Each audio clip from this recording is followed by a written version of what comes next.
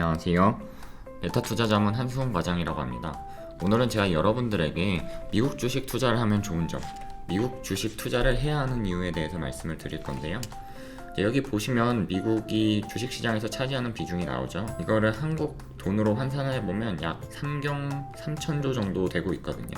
우리나라 시장이 이제 2천조에서 3천조 사이, 2,500조 정도 되니까 이제 굉장히 크다고 할 수 있죠. 그러면 다른 나라는 어땠을까요? 이제 여러분들이 주식을 투자할 때 가장 많이 듣는 얘기 중에 하나가 주식은 언젠가는 오른다고 얘기를 들으세요.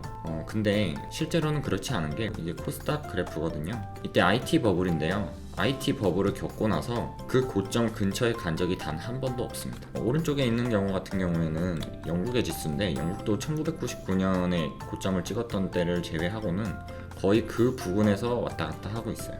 이제 한국의 코스피 같은 경우에는 좀 올라가고 있는 편이지만 중국의 상해 지수 같은 경우에도 2008년에 고점을 찍고 나서 아직까지도 그 고점을 회복하지 못하고 있습니다. 독일 같은 경우에는 상승하고 있고요. 이제 프랑스의 주가 지수는 여기도 영국이랑 비슷하게 1999년에 고점을 기록한 이후에 2008년도에 비슷하게 올라갔다가 떨어지고 현재도 비슷하게 올라가고 있죠. 이 그래프는 니케이 지수인데 일본 같은 경우에도 잃어버린 20년 혹은 30년이 오기 전까지도 버블이 와가지고 이제 고점을 달성을 했었는데 이 고점을 달성하고 나서 아직까지도 그 고점에 도달하지 못하고 있습니다. 여기 같은 경우에 유로스톡스라고 해서 이제 유럽 주요 기업들을 모아놓은 건데 이것도 99년을 기점으로 해서 이제 거의 못 올라가고 있죠.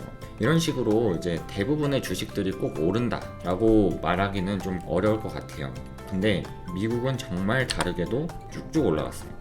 이제 여기서 두 번 낙폭이 크게 보이는 게 뭐냐면 여기는 IT 버블 때였고요. 여기는 금융위기 때였습니다. 그 두 개를 제외하고는 정말 떨어진 적이 있냐 싶을 정도로 굉장히 큰 폭으로 상승을 했습니다. 그 다음 나스닥 지수를 보면은 큰 폭으로 하락한 게 이제 두 개가 보이죠. 여기도 이제 2008년 금융위기고요. 여기 같은 경우에는 IT 버블이었어요. 근데 IT 버블을 다른 나라는 극복을 못했는데 미국은 2015년에 극복을 하게 됩니다. 극복을 하고 나서 3배가 올라가죠. 이제 그런 만큼 미국이 다른 나라들하고 달랐던 점도 있고 더 좋았던 점도 있는데 우선 기본적으로 미국은 돈을 엄청 많이 벌었습니다. 1880년대부터 2020년까지 이제 그래프를 모아놓은 건데 이제 이게 무슨 그래프냐면 순이익 그래프예요. 순이익이 시간이 갈수록 내려가는 경우도 크게 있지만 계속 올라가는 모습을 보여주죠. 이제 그런 만큼 주가도 똑같이 올라갔다고 보시면 됩니다. 이제 그게 바로 미국 주식을 해야 하는 첫 번째 이유이고요. 두 번째 이유는 미국 주식을 하면 기본적으로 미국 달러도 같이 사야 되기 때문에 여러분이 재산을 달러 표시 자산을 갖게 되는 효과를 가지게 되세요. 그러다 보니까 만약에 자산 가격이 하락하더라도 환율이 올라서 이제 여러분들의 자산을 보호해주는 그런 역할을 할 수 있게 되는 거죠. 이제 이에 대해서는 저번 영상에서 자세히 말씀드렸으니까 그 영상을 좀 참고해 보시면 도움이 될 것 같아요. 이제 세 번째 이유는 주주 친화 정책에 대한 내용인데요. 여기 보시면 한국의 한 편집장이 미국 팀 쿡에 대해서 이렇게 얘기를 합니다. 쿡은 훌륭한 경영자인가? 주주들에게는 그렇다. 하지만 살 수 없는 중간소득 이하의 계층, 그러니까 애플 주식을 살 수 없는 중간소득 이하의 계층, 그리고 나아가 미국 경제도 훌륭한지 잘 모르겠다. 사실 주주 입장, 주식을 하는 입장, 주식 투자자 입장에서는 뒤에 부분은 전혀 중요하지 않은 내용이고요. 앞에 부분만 중요하죠. 즉 주주들한테는 시총을 올려주는 사람, 자사주를 매입해주는 사람, 그리고 배당금을 주는 사람이 제일 좋은 경영자인 겁니다. 아무리 혁신적인 제품을 내놔도 돈이 안 되면은 그 사람은 교체되게 돼 있거든요. 여러분들 잘 모르시는 부분 중에 하나가 팀쿡은 이 회사를 소유한 사람이 아니기 때문에 매년 이 사람을 계속 쓸지 말지를 투표에 붙여서 결정을 합니다. 그렇기 때문에 팀쿡은 쉽게 말하면 계약직인 거죠. 지금까지 살아남았다고 해서 지금 앞으로도 살아남는 게 아니라 1년마다 그 사람은 재평가를 받기 때문에 여러분들이 팀쿡이 마음에 안 드셨다면 여러분들이 애플을 주식을 사셔서 팀쿡을 자르시면 됩니다. 그렇게 했음에도 불구하고 팀쿡은 계속 그 자리에 있을 만큼 주주들에게 굉장히 잘해줬던 회사고요.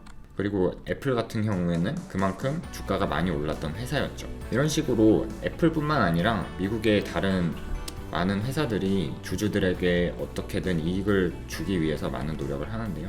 또 미국 주식이 다른 나라하고 다른 점이 뭐냐면 엄청나게 많은 돈을 번다는 겁니다. 이제 애플만 보더라도 애플의 이제 순이익 자료를 가져온 건데 이게 1분기 실적, 이제 2분기 실적, 그리고 3분기 실적, 4분기 실적을 갖고 온 거예요. 이게 2020년도 기준이고요.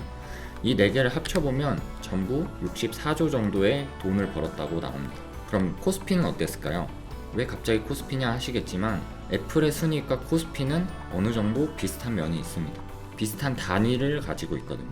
애플의 순이익이 63조라고 말씀을 드렸는데 코스피도 순이익을 계산을 해보면 63조 정도가 나와요. 64조 정도 되니까 애플이 좀 더 많이 벌었죠. 근데 이 앞에 보신 64조가 달러로 표시되어 있다는 거예요. 그래서 실제로는 원화로 표시를 해보면 74조가 됩니다. 즉 애플이라는 기업 하나가 우리나라 코스피 시장 상장사 전체의 순이익을 다 합친 것보다 돈을 많이 번다는 거죠. 그것도 훨씬 많이 버는 거죠.